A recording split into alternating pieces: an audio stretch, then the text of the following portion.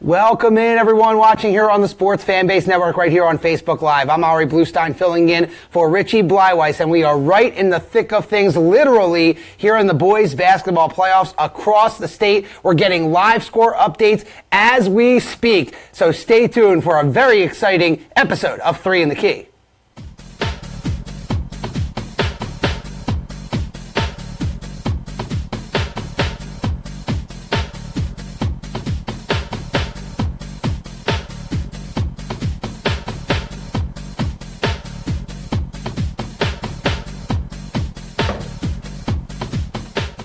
Welcome back to 3 in the Key. I'm your host, Ari Bluestein, filling in for Richie Bleiweiss. Thank you for joining us for this episode of 3 in the Key. We're going to cover PIAA boys basketball playoffs across the state, and I'm joined by our great analysts, Kapp and Josh Abrams. And this is as a really like a Sports Center feel to this episode, the way we're getting score updates. I mean, it's so exciting. Yeah, I mean, this is honestly the best time of the year, not only because of playoff time, but because of championship time. We finally get to see who emerges as the victor.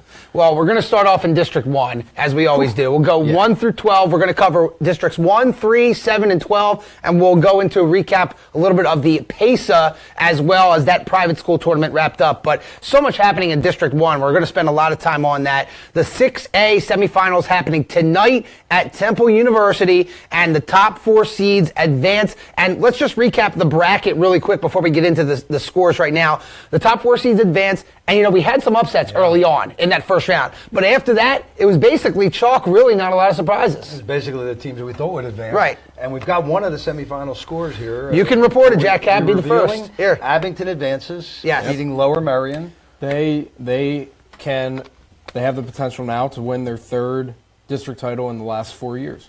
And Eric Dixon with back. He had a double-double. He's back in the action. The big power forward, Division I recruit. And I'm not really surprised at that result with Eric Dixon playing. No, and not only that. I mean, you said Robbie Heath, someone that has really been overlooked at Abington because of how talented Eric Dixon is. He had 24 points tonight. He scored more points than Eric Dixon. So he put some numbers up. Yeah, he can. He's very. I think the fact that they have Dixon down low really opens things up for Heath and Lucas Monroe. And sometimes Dixon goes out top, and sometimes he goes to the corner. Yeah. They utilize him in really every position on the floor. He can post up as a 5. He can penetrate. He can start at the top. He's got a 3-point shot. He's a junior. Yeah, that's scary. Scary. I mean, it's a little scary. And I can guarantee you down at Temple, there's a bunch of reporters, but there's probably a lot of college coaches watching that game as well, looking at Eric Dixon not yet committed. So that's right. We saw Jay Wright last night. We'll get into that. We'll get into the Catholic He's probably League. watching Eric Dixon. Yeah, he very well could be. Got to be a busy man this time of year with the recruiting. Yeah, for sure. So Abington advances, defeating Lower Merion. So the 2 seed defeats the 3 seed. And then our other semifinal matchup is Plymouth White Marsh, the 1 seed, against CB West, the 4 seed. And right now, this is an update as of 1 minute ago. Plymouth White Marsh leading CB West 43-30 after the 3rd quarter of play. And, PW, they're now in the top 25 in the country. And Josh Abrams, I know you felt that CB West could maybe, if they can control the game a little bit, they could come up with the upset. But right now, PW in control. Yeah, really a shame that we weren't able to go and watch these games. As exciting as last night was, and we'll get into it later, these games, I was lucky enough equally as exciting when I was lucky enough when I was in high school to be able to go down to this environment because my alma mater Pennsbury made it there. But it's still, the SOL is really dominating these last 4 spots with the exception of Lower Merion, and now we know that there's a guaranteed Suburban 1 winner. And but Plymouth White Marsh, by the looks of it, it's a really low scoring game.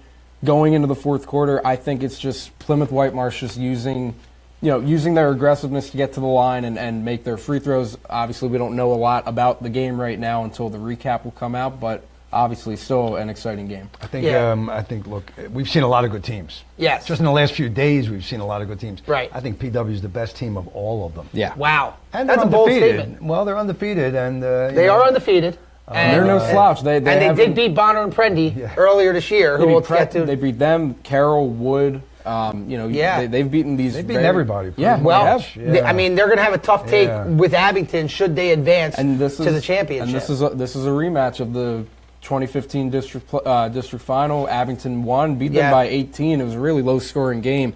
Will it be a low-scoring game with Eric Dixon and Naheem McLeod going at it? And just I don't know. I would say no. I mean, I hope it's high scoring. I think you'll get into at least the 50s there with that. But we'll see. We'll keep you updated on that. Yeah. That game is heading into the fourth quarter. Again, PW up by 13 on Central Bucks West. And, we want to continue on here with 6A. And the good thing about District 1, because there's so many teams, they have the playback bracket. Mm-hmm. So as long as you win one game in the District 1 bracket, you have an opportunity. Yeah. So you look at the playbacks, and we've got some going on right now.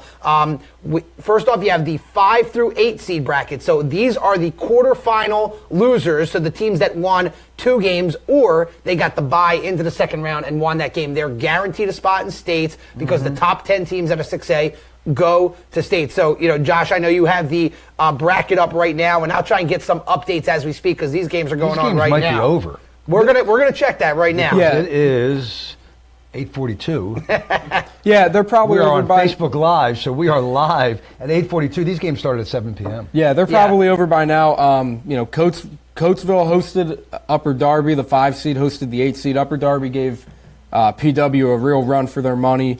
Coatesville lost at CB West. I predicted that to happen. I did not. You got that. I had Coatesville winning that game. I'll admit it. Yeah. And then the 6-seeded Penridge hosts number 7 Norristown. I had Penridge I had them running the table and eventually losing to PW, but they just could not handle Lower Merion. And then well coached, Lower Merion. Yeah, very well coached. And then Norristown, they lost by about 10 to 12 points to Abington. Played them pretty tough. Norristown has always been known as a fast, athletic, but an also scrappy team. They were in the SOL. Now they're in the I think the Pac-10 now. Obviously all 4 of these teams, as you said, Ari, are going to make states. I think at least 2 of these teams. I'm looking at Coatesville and Penridge really making noise in states because of how well coached Penridge is and how experienced Coatesville is. Yeah, and we're looking for an update on the Penridge-Norristown game. I don't have one right now, but I do have a final for Coatesville and Upper Darby. Upper Darby. Coatesville defeats Upper Darby. Yep. I keep saying Darby. Darby 64-55. So Coatesville will advance to that, I believe, the 5th place game. Yep. And they'll take on the winner of Penridge and Norristown, which we don't have a final score yet via Twitter. So we'll keep you updated on that. But we will. Update from Todd Thorpe of the Courier Times with 5:16 left in the fourth quarter. PW leads CB West 50-33. We're looking at another PW. Okay, so it looks like PW will advance probably in that game for sure. Yeah. So that's your 5 through 8 playback. Again, all 4 of those teams that we mentioned, Upper Darby, Coatesville, Norristown, and Penridge will all advance to states. It's just a matter of what seeds they have going on. Now, the other 6A playback, which gets a little more interesting, is that 9-10 playback, and these are your second round losers that did battle. Only 2 of those teams advanced. And right now, you look at the final 4 teams in those brackets. Ben Salem, the 16 seed, taking on the 12 seed Downingtown East, and then the 18 seed Neshaminy taking on the 14 seed Conestoga. We'll try and get some updates, but these are teams that some of them pulled off some upsets in the first round, and now they have an opportunity to get to the state tournament. Ben Salem got stronger as the year went on, and I thought they should have gotten more than a 16 seed, but I guess the formulas worked out to give them that position. But look where they are right now. They're opportunity to get into that 9th position possibly. And we have a final score here. Neshaminy defeats Conestoga 59-55. Just happened. How many points for Archidiakono? We'll get that soon. We know we got off to a hot start though when we first checked. And here's a little bit of an upset. Yeah. Ben Salem. Look at that. Knocking off Downingtown East as of 10 minutes ago, 55-47. So it's been Salem and Neshaminy, the 2 suburban 1 Bucks County schools. Lower Bucks, who a lot of people counted out. They're going to the state tournament. How about that? I mean, it's pretty crazy just because obviously, as I mentioned earlier, my alma mater. We lost Ben Salem in the first round, but I give credit to Ben Salem. They are they're another one of the strong. They're very strong. They're very quick and fast, and they have a lot of length too. They have a lot of their guards are about 6 foot 6'1", so they have certain size advantages. And Neshaminy, obviously, we know Chris Archidiakono, one of the best players in the area. Yeah, he can shoot. he can pretty much do it all. He's scoring about probably 60% of his team's points. Yeah. I'm guessing. I didn't do the math, but I'm guessing. Very interesting. Aren't to they see. the geographically closest schools to each other? Bensalem and Neshaminy. Well, Pennsbury and Neshaminy are really close Pretty to each close. other. It's but, pretty but close. either I way, mean, they're in the same league. Not only in the same suburban one, but they're in the same right. They're in so the they national played each conference, other. so. They played each other this year. This will be the third time that they play each other this year. Wow, how about that? So that's your 9-10 battle. So we know Bensalem and Neshaminy both going to states, but we'll just see who gets the 9 seed and who gets the 10 seed. All right, so we'll keep you updated on the 6A semifinal between PW and CB West, but we're going to move on to 5A now. Now, 5A, no surprises pretty much at all here. The top 4 seeds advance, and in fact, I believe only one lower seed won a game, and that was the 9 seed Holy Ghost over the 8 seed Chichester. Not really even an upset when you're talking about the 8-9 game. All chalk so far. These games will be played tomorrow night at Temple. The number 1 seed Pencrest against the number 4 seed Wissahickon, who really wanted a thriller over the 5 seed Great Valley. And then the 3 seed Chester. Your favorite there. Yeah. And the 2 seed Bishop Shanahan out of the Chestmont Good League. game. Those are going to be phenomenal games. I think we all feel like Pencrest should beat Wissahickon, but I'm not counting them out. But that Chester Shanahan game, to me, is very intriguing. I wish I could go. That's tomorrow night, right? Yes. Yeah, tomorrow night. Yeah, we can't make that one, but that's a good battle. Chester and Bishop Shanahan. Yeah, I mean, we talked about before these brackets got started about how, how much of an anticipation we were looking at for a Pencrest and a Chester championship match. Right. It's 50% chance of happening on both sides. Right. So I mean, it's just so it's really fun to just think about the the amount of different potential matchups. Yeah, and I think Pencrest is certainly the favorite here. When we broke our brackets down a couple of weeks ago when I was on the show, I had Chester beating Pencrest in the championship, a little bit of an upset. But Chester's going to have a tough game with Bishop Shanahan. I mean, this is a really good team out of the Chestmont, and they're a team that gave Coatesville some problems, and they gave some of the Downingtown some problems. They're all 6A, and I think that they have a shot to beat Chester. I'm still sticking with my pick, but I think they have a shot to beat Chester. Right, I picked Chester also yeah. on that. Yeah, you get to this point, you get to the neutral site and the big neutral site, being the Leocoris Center. Right. Anyone can shine at this point. So just like 6A, 5A has the playbacks as well. All the teams that won in the first round and advanced to the quarterfinals went to the 5th through 7th playback. So District 1 is going to get 7 teams into the state tournament. So you look at those 4 teams, Holy Ghost, Great Valley, Sun Valley, and Ruston. Westchester, Ruston, They are playing right now. I will try and get, I believe that, that's tomorrow. So that'll be those are tomorrow. So no then. updates in show. Sorry for you viewers. But 3 of those teams will advance. All you have to do is win 1 game. Even if you lose the first one, you'll get that 7th place playback. Who do you guys think out of those 4 is the one that misses out on states? Holy Ghost is a team that I think will come out of here and definitely fit in there somewhere. You have them beating Great Valley. I do. Okay. Yeah. Tony Chapman's been the coach there for. That was. Is it over 40 years now? Oh yeah, I easily. think 40 years. Yeah, He's amazing. 800 victories, 900 victories. I lost track. I don't know, but he's quite a coach and a lot of experience in the playoffs, a lot of experience in the state playoffs too. Won a couple of state championships. So who's the team that gets left out? That's a very good question. You're going to go with Great Valley? Might be Great Valley then, yeah. So they're the highest seed remaining in that playback. What do you think, Josh Abrams? Yeah. That's really tough. I look at Ruston and I think about how tough of a game they played against Chester. Yeah. I guess it was it wasn't in this bracket, but it was not too long ago, and about a month ago. Yeah, right around there. I think Ruston's going to. I don't know. If Ruston wins, I think Sun Valley is going to be the team that gets left out because I don't see Sun Valley beating Holy Ghost or. Somebody's going home. Someone has to, and I think it's going to be Sun Valley. Yeah. I'm going to agree with you. I think it's going to be Sun Valley. I don't know if Holy Ghost Prep is going to beat Great Valley, but I think if they lose, they will bounce back and likely have to play Sun Valley, and I think they win that game. And I think Ruston actually might be the team to be the 5th place team. And I think Great Valley ends up as the 6th place, Holy Ghost Prep as the 7th. But we'll see what happens starting tomorrow night. Those games are at the higher seeds. The playbacks are at the higher seeds. Real quickly, before we go to break, we wanted to touch on the District 1 team in 4A, and that's Lower Moreland. Yeah, just how about happened. that? Lower Moreland defeated Tamaqua out of District 11. And, of course, as It's you a guys combo, know, yeah. and for you viewers, if you don't know, the 4A, District 1 combines with District 11. Lower Moreland was the only team, other than Octorara, who was the 8th seed, really the only 1 seed, the only team out of District 1 that had a shot, and they're going to the title game, and I believe they're going to end up playing Bethlehem Catholic, who just knocked off Wilson. So it's chalk in that bracket, the 1 seed Bethlehem Catholic and the 2 seed Lower Moreland. We know the Golden Hawks are good. You think Lower Moreland can have a shot? I mean, this is a good year for Lower Moreland. Yeah. They've been showing a lot of strength in the last 2, 3, 4 years, and this is maybe as far as they've gotten in those years. It could be. I'm not sure Well, exactly. being in yeah. District 1 and also being in, Bicentennial. Yeah. Right. They They're in the Bicentennial. BAL. Okay, Yep. yeah. So they're obviously tested. They're In the they're- big school Bicentennial. Yeah. Right. Yeah. Real quick update from Temple.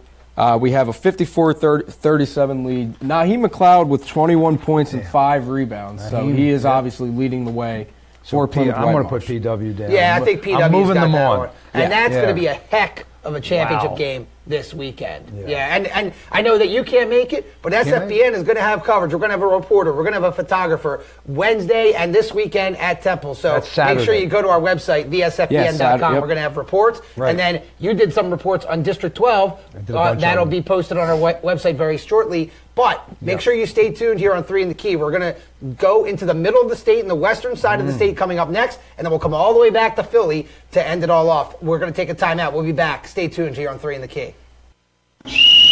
We're talking goaltending here, and we're talking about high school rules as opposed to NCAA or NBA, which are slightly different. The referee is looking for 4 criteria. Number 1, is the ball on its way down? Number 2, is the ball fully above the rim? Number 3, was it an attempted shot? And number 4, did that shot have a chance to go in the opinion of the referee? If all 4 of those criteria are met, a goaltending call is made and the basket is good. Slapping the backboard is never goaltending. It's always a technical foul.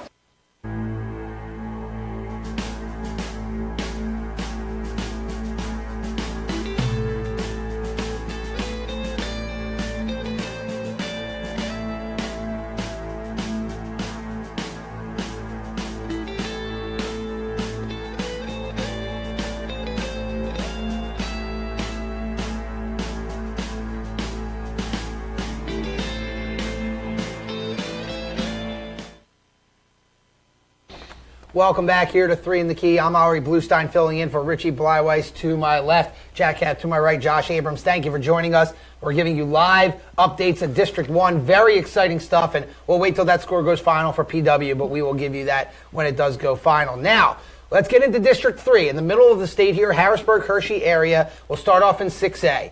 The 1 seed Reading, no surprise, they advance. They take on the 5 seed Manheim Township, and then the 2 seed Hempfield taking on the 3 seed Chambersburg. And Jack Kapp, I'll turn to you on this one. Not a lot of surprises here. You know, we had the 5 over the 4 in the quarterfinals with Manheim over Cedar Crest, but really not a whole lot of shocking games here. No, and then these games are being played tonight also. Yeah, we're going to try. I believe Hempfield is going Hempfield on right now. and Seaburg goes first. All right, time to hit Twitter. Here we go. Yeah, Seaburg beat Hburg. So Chambersburg beat Harrisburg 52-48 in the quarterfinals. The Chambersburg Hempfield game should be final. Started should be at done. 7. Yeah, I'm going to check it Was it right The now. Reading Manheim Township game That's is the second going game. on right And now. these games are being played at the Giant Center The Giant in Hershey, Center, yeah. where the state championships are going to be played. So What a place. the District 3 teams always get a little bit of an edge in terms of the facilities. That's right. Whether it's football and soccer, they're playing at the stadium, and then basketball, they get to play at the arena. it's basically So their home court.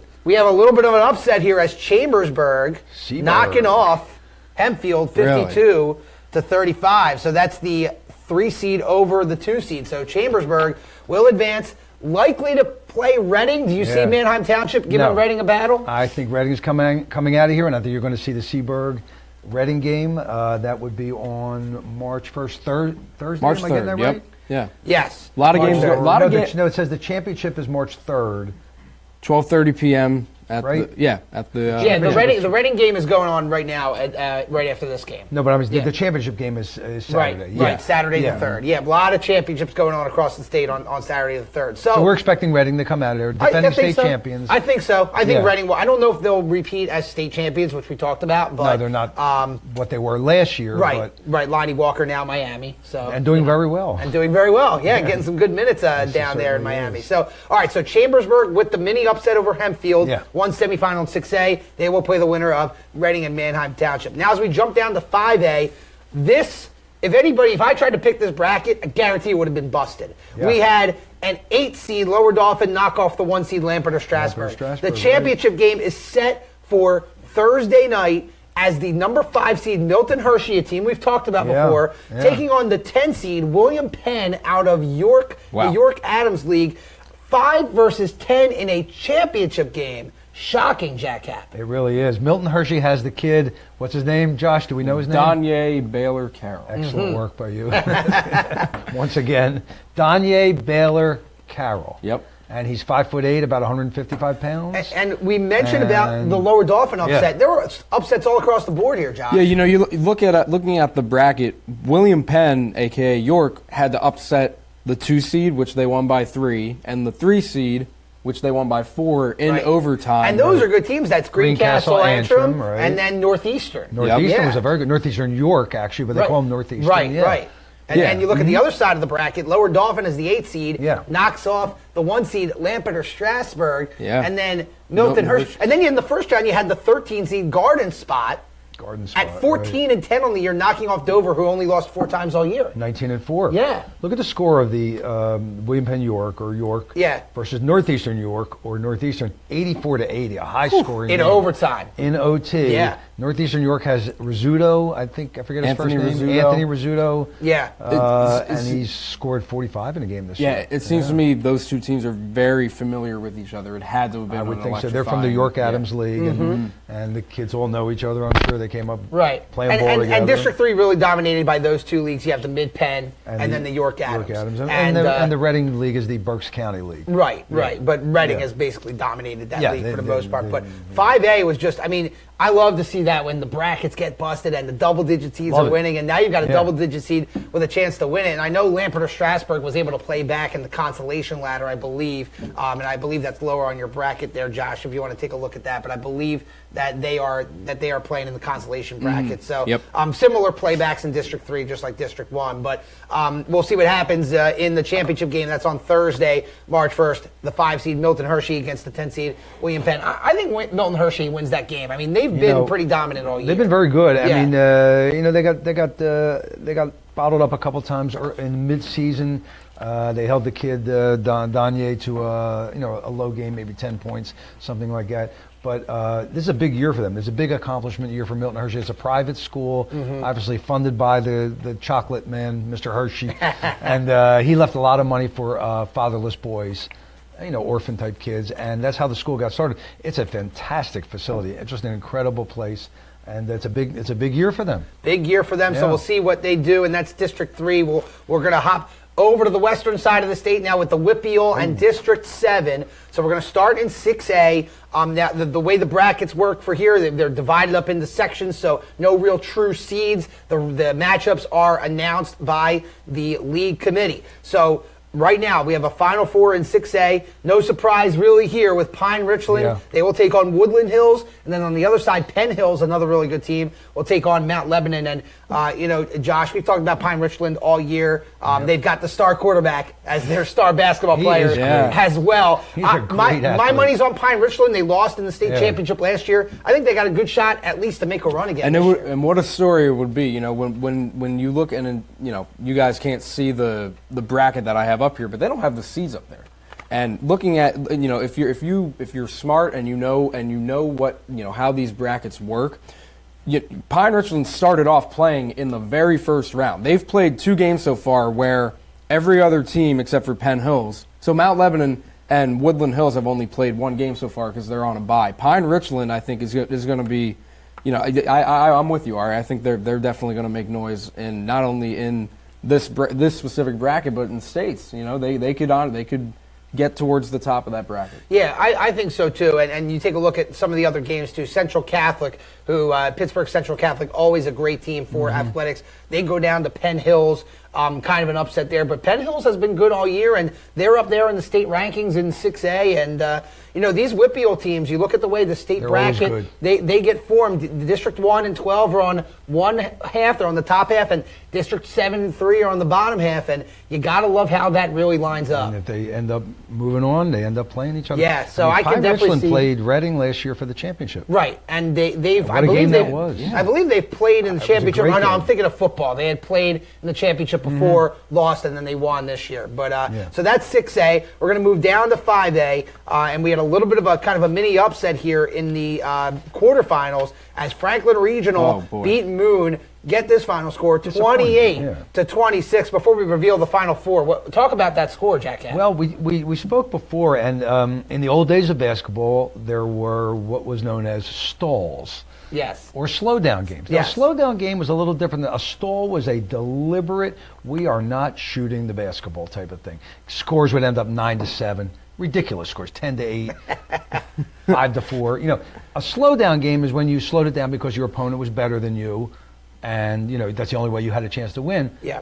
Similar, but now they're saying this was not a slow-down game. Reading the article from. They couldn't score. Reading the article from postgazette.com, Franklin Regional's head coach, Steve Scorpion, yes, his last name's Scorpion. Good name. The funny thing is, when you see this 28 score, you think, oh man, both teams were holding the ball, but we weren't. They were not. He said, I think it was just a tough, grinded out game.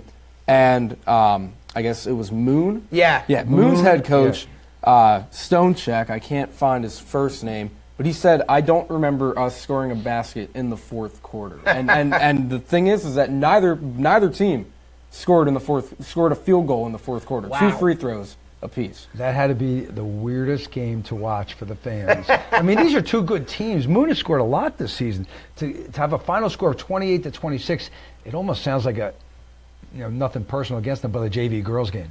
That's what it sounds like. That's the kind of scores you get in a JV girls game.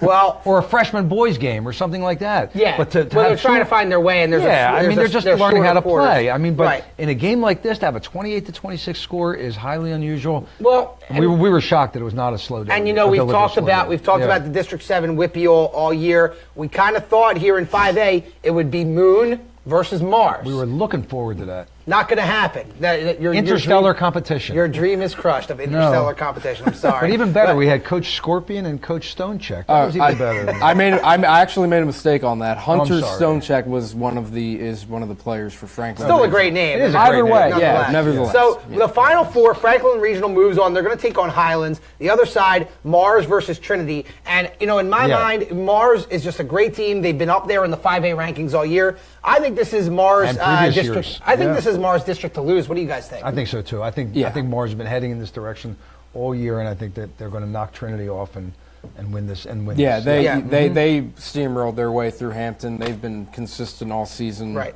I think we're looking. It's not a Mars Moon, but Mars will be in the championship. So you won't be able to talk about the Mars Moon matchup, but it still should be a lot of fun in 5A and the WPIAL. By the way, there's 2 Trinities in the state. We mentioned it before we came on the air. There's Trinity out in the WPIAL, and there's Trinity in District 3. They have the same exact name, but they play at different classification. Right, and District 3, the Trinity team, really well known for soccer, not as much basketball. So in years past, they had good basketball. Right. They've gone downhill a little bit. But I think we like Mars to win that one. And then moving down to the 4A bracket real quickly to wrap up the WPIAL, we had to talk about the Quaker Valley because we've talked about them all year. We've said that they potentially have a future matchup in the state championship with Imhotep, which we're going to get into District 12 next. But Newcastle, I think, could really give them a battle. You have Quaker Valley against Indiana of Pennsylvania, and then Newcastle versus Bell Vernon. I think that's got to be a Quaker Valley Newcastle championship, but I would not say it's a definite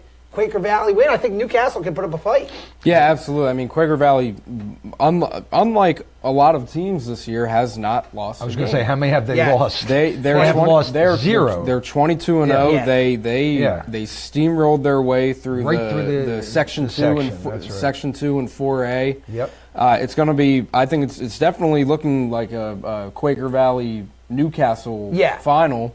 And when you get to that point, I mean, Newcastle, like I've said on every show before that Newcastle, before they changed classifications, they were a powerhouse in 4A for a couple years back in like 2013, 2014, and obviously they look good this year. So that's another intriguing matchup. Yeah, it certainly is. So we'll wrap up District 7. We're going to see if we have a final here. This is a final.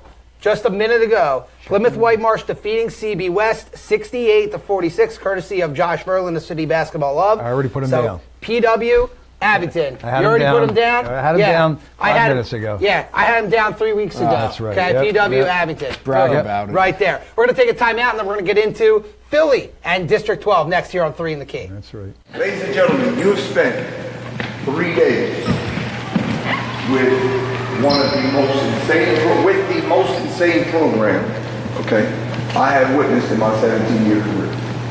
It excites me, the presence of point blank period, of Coach Dooley, of Coach Fowler, of the people that he works out with, that he trains with, okay? It's exciting. And you have had the luxury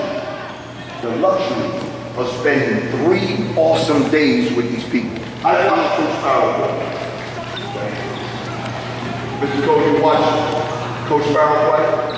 He is one of the most annoying basketball players you will ever see in your life.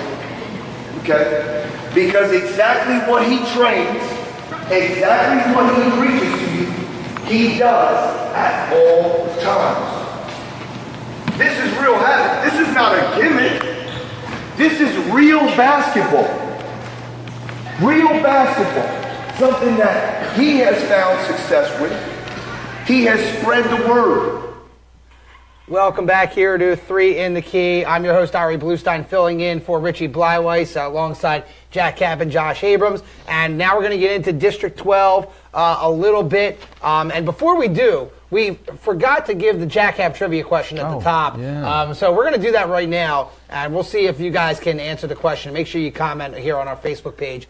Yeah. Who is the coach with the most public league titles? That's in the Philadelphia. Yeah. Perfect transition because we're going to talk about the pub right now. Yeah, that information has been out there in the last couple days only because someone came close to him. So if you get this and you hadn't looked at the recent information, then you are a genius. But it's been out there. Yeah. Put it in the comment.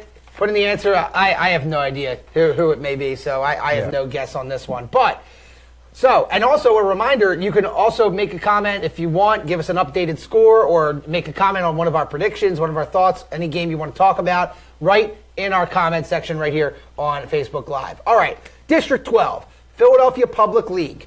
No surprise here. Once again, bracket, perfect for me. Imhotep beats King in the championship at the Palestra. I mean, that really wasn't a stretch. I pretty much called that. I mean, I lost a couple along the way. Constitution made a nice run. But talking about the semifinals first, because Imhotep blew out King in the championship. Yes, they did. Mastery North gave Imhotep a run for their money in the semifinals. They certainly gave them a run, and for a little while there, it looked like MCN might pull a crazy upset. TEP just didn't look like they were thinking about that game that much. Could have been looking ahead? They might have been looking ahead a little bit. It was a very dark gym down at Southern High. The lighting is terrible. It really is bad. I'm not just saying it's terrible. And I know they're going to do something about it, but it was hard for the players to see certain parts of the court. And that might have something to do with it, or maybe they were looking ahead. I don't know. But they were tepid, to use a little pun there. Is it a pun? Yeah. TEP was tepid. We've got some of your photos here, Jack Cab, rolling from, there we go. from that game. This might be, is this the championship? This is Imhotep and King, this is the championship. I believe. Yes. Great shots, by the way, Jack Cap, my glasses on for that. Yeah. who does more than one thing for the Sports Fan Base Network. By the way, this game was played above the rim. Yeah. Yes, it was. By the way, as we're looking at these pictures, we had a comment because we wanted to know how many points Chris Archidiakono had from our one of our dedicated viewers, Bill Zeitz. 33 points. 33 out of Chris Archidiakono.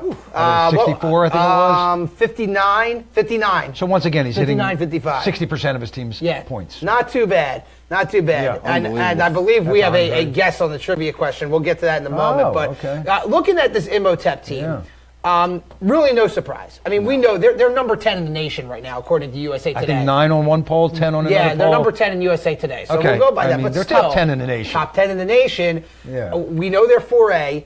They're going to probably roll over Conmaligan in the city title game at the 4A level. But, again, is there anybody that can beat the Imhotep Panthers? They've lost 2 games in the season. You can take it Both from out of there. state. Right. Both out of state. And both nationally ranked powers. To DeMatha, and I have to find the second game. La Lumiere. Yeah, that's La what it Lumiere, was. La Lumiere. From Indiana. The Imhotep hasn't lost a game in Pennsylvania. And, you ask if anyone can stop or neutralize Imhotep in 5A and 6A maybe, but not in 4A. I just don't see how anyone in the 4A classification can. The only team we just talked about them, Quaker Valley. Yeah, Quaker Valley. Undefeated District 7, but they have not played a team like Imhotep. And we haven't seen them, so we really have not seen them play. And the thing, like we were just we've talking seen about, Imhotep, though. Yeah, I mean, Imhotep's schedule, their strength of schedule has to be one of the highest rated in the country. They, like we've Degree said, of difficulty they've only high. lost 2 games. Yeah. They've beaten teams like Bishop Gorman, Roselle Catholic, Camden, and they beat Camden by 13. And Camden beat Westtown. Yeah. And this Imhotep team is more than prepared for states. I don't think any of the teams in the 4A state bracket are going to come close to any of the teams. Their defense against King was suffocating Yeah. and relentless. And King was overwhelmed. And King is the team in the public league that has given them the toughest games. Janelle Holly's a good point guard. And obviously Sean Colson, a great coach, and he can really match up with Andre Noble. They kept them under 40 points, and they could have kept them under 35. Well, before we get into the Catholic League, we have some great video highlights captured at the Palestra on Sunday as Imhotep defeated Martin Luther King, who's also going to the state tournament, by the way. That's right. Take a look at these highlights.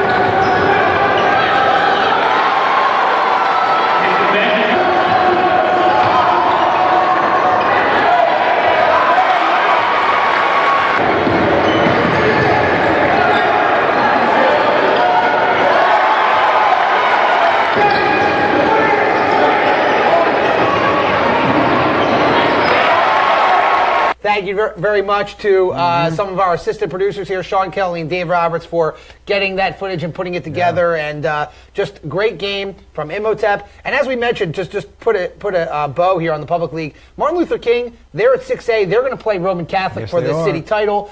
It seems like they always kind of battle, and also they're the same colors, purple and yellow, which I always love seeing. I always get them mixed up when they're on the court. Yeah. But and also their alternate uniforms are like the dark black colors, and that's going to be interesting. We'll see how that works. But Martin Luther King, they're going to have a shot in states. They usually go pretty far, but we'll see what they can do. And then some other teams in the public league, just to touch on, I think Sankofa's got a real shot. Well, Sankofa has a very good shot. Yeah, and then Mastery North at 5A. You never know with that. They could make a run too. So some of these teams in the pub who aren't the big names like Imhotep and King, even Constitution at the 1A, 2A, and MCNS at 2A. They're the twins going in out of Philadelphia. I'll ask you, you've seen the pub all year. Yeah. Which of those other teams has a real shot to win a state I think title? Constitution always has a good shot. Yes. And one of the reasons is Rob Moore is such an excellent coach. He drives his team. He's tough to play for, and he's a hard-working coach. But they have some talent, and Constitution came close in the semifinal there too. So Constitution has a chance. I think Sankofa has a chance to get into the deep states, and then they're going to run into Kennedy Catholic. Right. Kennedy Catholic out of District 10, is a team I believe. I think you're right. Yeah, I think up in District Erie. 10, which is Up in Erie area, yeah. So that should be interesting to see what happens. How are your thoughts, Josh? Anybody stand out to you to make a run? I think all the teams you guys covered really, make that up. Yeah. What stands out to me really is the fact that these public league teams play other public league teams that are in different divisions. So as we said, Constitution is classifications, 2A. Yeah. Sankofa is what? 2A, 3A. They're 1A. Single A. They're 1A. So tiny. Tiny. these small school teams are playing teams of the likes of Imhotep. That's right. Again, it's all about preparation and your strength of schedule. That's why the public league teams typically go so far in these state playoffs, because I think they're just much more prepared, and they've faced teams. Right. Yeah, they've just faced better teams. The Sankofa team is very athletic. Yeah. I mean, really, really athletic. And Isaiah Thomas is the coach. I know it's a popular name, Isaiah Not the Thomas. former Detroit Piston and New York Knick. But this is his real name, Isaiah Thomas. Yeah. And by the way, he's a very good coach. And we have some comments rolling in. Just want to correct this. I Anything apologize. from my wife? No, this is from Bill Zeitz, one of our loyal viewers here. It's going to be Roman versus Lincoln for the 6A. King has actually dropped to 5A. King is 5A, yeah. King is 5A. That's my fault. I forgot that they were 5A. I knew that, and I didn't even think. When there was just 4 classifications, That's and it was right. Quad A, That's right. Roman and King did battle. That's So my fault on that. King plays Bonner, which is actually that's an intriguing matchup as well. Yeah. And Lincoln plays Lincoln Roman. plays Roman, and they have pretty much no chance. Lincoln's got an athletic team too, and a 7-footer. He doesn't do anything. They're not beating Roman Catholic. But and then also Bill noted that Carroll is a sleeper in 5A. I agree. You're going to probably see Bonner and Prendy and Carroll matched up in maybe Carroll's that 5A really good. semifinal. Carroll's They almost very beat good. Bonner at the Palestra in the I was semifinals. there. Perfect segue right now as we get into the PCL. Yeah. Before we get into that phenomenal championship game, which we'll talk about, but the semifinals, a 3-point win for Bonner and Prendy over Archbishop Carroll, and a 3-point win for Roman Catholic over St. Joe's Prep. Yeah. And you know what? I'll come to you, Josh, on this, because you and Archbishop Wood, the defending champ, going to the championship game and losing to Newman Goretti. Boy, were you off on that one. I mean, look, my bracket's not much better. You can probably see it's got a lot of X's on that. But, Archbishop Wood just coming up short here, and you could see the big impact that now Villanova guard Colin Gillespie had on this team. Yeah, definitely. When you looked at Archbishop Wood this year, they have multiple Division I athletes on their team. Without question. Yep. Andrew Funk, Carrington Wallace, and Seth Pinckney eventually. I mean, I don't know what There's 4, I believe, right? Yeah, there's 4. I can't think of the other one, but either way, Tyree Pickron, going to Quinnipiac. Yep. Wood is just such a surprise that they lost so early, and they're done now, right? And they're done They are because they eliminated. lost to Archbishop Carroll. It's another 5A team. In the quarterfinals, the quarterfinals, which we covered on SFBN, they're out. They're out. So the 5A teams from the PCL are going to be Archbishop Carroll and Bonner and Prendy. Right, there's no playback in this situation. No playbacks, and the District 12 does things a little bit differently than District 1. And I'm sure they're very disappointed because they do have good personnel, really, really athletic team. I've seen them a couple times. And now the other team that had lost in the quarterfinals, Newman Goretti, because they are a lower classification, I believe they're 3A. They are 3A. They're 3A. Yes, they're going to advance correct. to the states. They're going to play in the city title game because of that. Then you get to the semifinals. Great game. Bonner and Prendy beats Archbishop Carroll by 3, 48-45. And I believe we have a clip from a phenomenal play from Isaiah Wong. Video is courtesy of Aaron Ace Carter from the Philadelphia Inquirer. Audio, yours truly, on the Jacob Media Radio Network. We'll see if we can bring that up. Are we ready to bring that up? Yes, here we go. Take a look and a listen at this phenomenal play. Isaiah Wong dribbling around in the midcourt circle, guarded closely by Anderson. Now making a move, good move, inside, splits the D, throws it up, counted as a foul! Are you kidding me?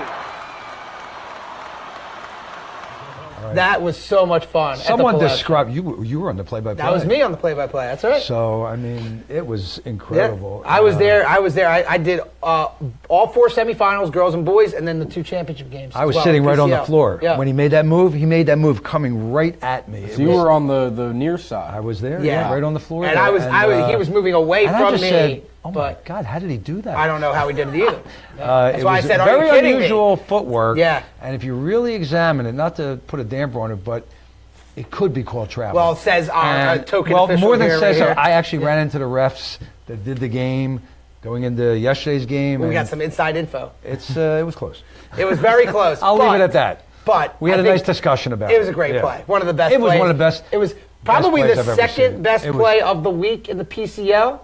And the best was the game winner. Oh, yeah. From of course. Roman Catholic. Oh, going forward. Right. Yeah, I thought you meant going so backward. Roman Catholic of the week. Yes. That was an amazing play, We're but the leading better up to play that, yeah. by Roman Catholic. So Roman Catholic beat St. Joseph's Prep. Yeah. Now the score was 69-66, but Roman actually probably won by more than that. And I shouldn't say won by more than that, but the game was closer was further apart than the score was, is what I'm trying to say. Because St. Joe's Prep made some late three-pointers in that game. And ran out of timeouts. And they ran out of timeouts. But you look at that championship game between Roman Catholic and Bonner and Prendy, as we take a look at some of these great photos again from the great Jack Kapp. There's the Friar right there. Gotta love it.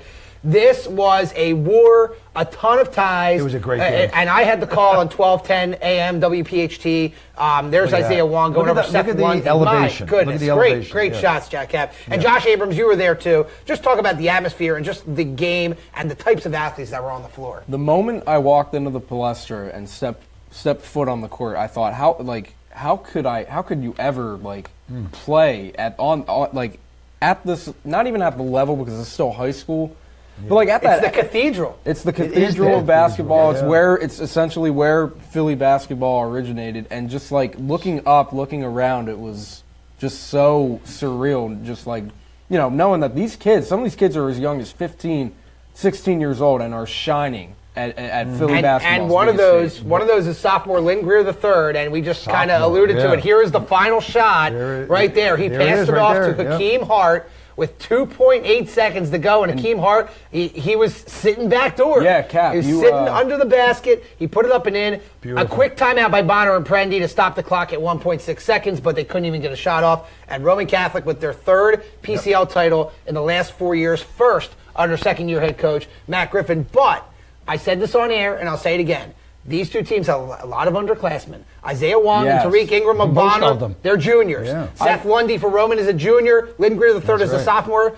I would not be surprised to see these two teams. I looked at the roster for both of these teams, and pointing at Roman Catholic, they only had one senior on the floor who played meaningful minutes, and that was John Kelly. Everyone else who was out there was either a junior or younger. This team is going to be a force to be reckoned with within the next 2-3 years. And John Kelly is an unusual player. He's about 6'5". They list him at 6'5". I don't think he's 6'5", but I mean, whatever he is, he's about 275. Yeah, big build. But you know what the most intriguing matchup is, and then to recap to cap off the PCL championship, because we could talk for hours because all three of us were there. It was a phenomenal great game. Experience. The most interesting matchup was Mike Kelly, John Kelly, who you just mentioned. Had a lot of foul trouble. The 6-foot reserve guard, Louis Wild, had to tangle with 6'9" Tariq Ingram. What a great name, too. Louis Wild. And guess what? They didn't even Bonner and Prendy didn't even give the ball down to him a lot. That Louis Wild was being so physical with him down there. No, so, because a matchup. Because when Wild had to cover Ingram, I forget. I don't know if it was Hart or if it was one of the other Roman players had to continuously back him up, and they did that when they swung the ball down. They doubled down. When they swung the ball down to the same side as Ingram, Roman brought their taller guy over to help out Wild, and it worked because they weren't able to get him the ball down low. Ingram is, what, 6'8"? 6'9". Big boy, and Johnson. Jerry Johnson, 6'8". But he's more major leaping ability. And he's going to my alma mater, Rider University. Oh, he's going to Rider, that's right. Give the Bronx a little shout out. He's a big-time athlete. All right, we can talk about the PCL for hours here because we are big Philadelphia basketball fans, but we're going to take a timeout. When we come back, we'll recap the pace of tournament quickly, and then we'll wrap things up here on 3 in the Key. We'll be back. Let's talk live ball contact versus dead ball contact. We're trying to determine whether we have a common foul, a technical foul, an intentional foul, or a flagrant foul which ejects the player. So, a live ball contact is never a technical. Live ball contact must be ruled either a common foul, a shooting foul, an intentional foul, or a flagrant foul. In high school rule, an intentional foul means that there was no attempt to play the ball. A deliberate foul was taken without a basketball move. That's an intentional foul. If that player was attempting to injure or hurt his opponent, it can be considered flagrant, and that player is then ejected. Now, let's take a dead ball situation. The whistle has blown on a violation or a foul or whatever the case may be, and a player comes over and shoves another player or hits another player. Now we have contact during a dead ball situation. That is always a technical foul. Can it be a flagrant technical? Yes. Again, if there was an attempt to injure that player, a technical foul can be ruled flagrant, and that player can be thrown out of the game and sent to the bench. In high school, a player goes to the bench when he's ejected, not to the locker room. And that's live ball, dead ball, contact fouls. Welcome back here on 3 in the Key. I'm Ari Bluestein filling in for Richie Bleiweiss tonight. My analysts, Jack Kapp and Josh Abrams. It's been an exciting night with live score updates, and it's been a lot of fun. Before we wrap this up, again, I want to remind you we have our Jack Kapp trivia question, and it's which coach has the most wins in public league history. Is that correct? That is correct, yeah. Yeah, No, the most titles, yeah. Most titles. Sorry. Yeah. Most titles in public league history. I think we have one guess in, and we're not going to reveal that yet, and we're not going to reveal the answer until we talk about the PIAA. So let's get into the PIAA, because I've been kind of bragging about my good brackets all night, except for the PCL. Can you see all these X's? That's the Hill School. Don't worry about the schools. They're circled. I picked them to lose in the first round. Yeah. They won the whole thing. So, Hill School, I apologize. And I forgot that Nick Alakakos We forgot about was Nick. at the Hill School. But no excuses. I messed up. My bracket was busted. So, the Hill School Shocked as the the 4 world, seed. really, yeah. They crushed Germantown Academy. I called the upset there. Didn't happen. Right. Beat Malvern Prep. Knocked off Westtown, the 1 seed, and then beat the Haverford School as the 3 seed. I'll give myself credit. I did have Haverford School beating the Perkiomen School. I had Haverford 3 going versus 2. pretty far, But yeah. how about the Hill School knocking off Westtown and then winning the whole thing? Yeah, I mean, Westtown's a team that last year, were they number 1 in the nation, or they were close? Close. Right? They were close. They were close. They had Mo Bamba. They had Right, and Mohamed Cam Reddish Bamba. was an underclassman. Cam Reddish was an underclassman. They have such a tremendous collection of athletes, including Cam Reddish, Jake Forrester, et al. But they're all about 6'6" to 6'8"-ish, somewhere in there, and that might be stretching them a little bit.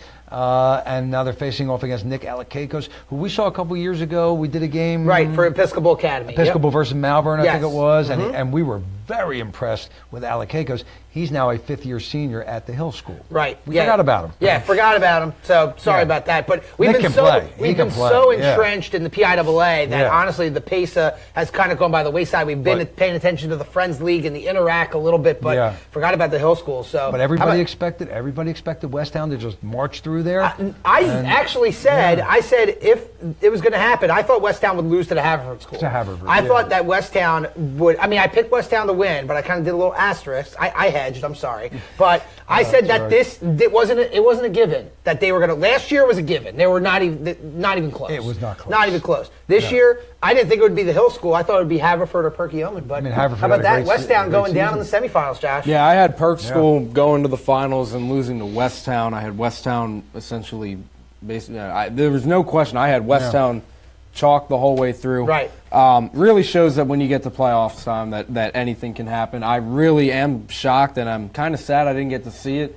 But I thought Westtown was unstoppable. They have 3 players, as you said, Cab, that were 6'6" or bigger.